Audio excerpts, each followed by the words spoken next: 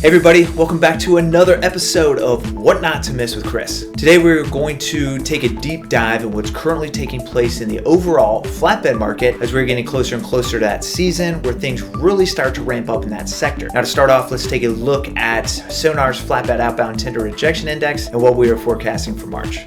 The Flatbed Outbound Tender Rejection Index measures carriers' willingness to accept loads that have been tendered to them under contractual terms. Now, the rejection rate is measured as a percentage of total loads tendered on a national level. The average increase in the flatbed rejection rate from February to March over the past 3 years is 2.9 percentage points. Now, if you take that 2.9 percentage points and you apply it to current flatbed rejections, which are hovering right around 10%, rejections should average out somewhere near that 13% mark during the month of March. Now, the increase in rejections could put pressure on spot rates very similar to what took place during the first half of February when previous weather-related disruptions created volatility across all modes. Now, according to FTR, who partners with truckstock.com to source some of their data, flatbed spot rates are on the rise 3 weeks in a row. Now, these are the highest broker-posted spot rates they have documented since July of 2023. So even with the recent increase, these figures are still 6.5% below levels from this week back in 2023 and 2% below FTR's 5-year average. The volumes are a significant factor here, and they're up 12% from this week last year, but 28% below the 5-year average, which takes into consideration the stratospheric anomaly that took place back in 2022. So if the 5-year average trend holds true, flatbed spot rates may continue to increase gradually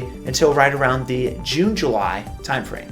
Now, two factors that may affect that significant increase are both manufacturing and housing. Now, according to the most recent publication of the manufacturing PMI, or the Purchasing Managers Index, January registered at a 49.1%, which is the PMI's highest reading since October of 2022. The PMI is a reputable source of information related to the overall growth or contraction of manufacturing in the US, as it tracks a number of manufacturing-related subsets. Now, one of those subsets being the New Orders Index. The New Orders Index moved into expansion territory for the first time in over 5 quarters with a reading of 52.5%. As a reminder, anything above 50 represents growth and anything below 50 represents contraction in both the index's overall number and the subsets. Now, housing is the second factor that could have a significant impact on flatbed demand as the year continues. One way to gauge housing demand is by comparing 30-year fixed rates to single-family housing starts. Now, since then, 30-year rates have roller coastered to levels above where they were right before the bubble burst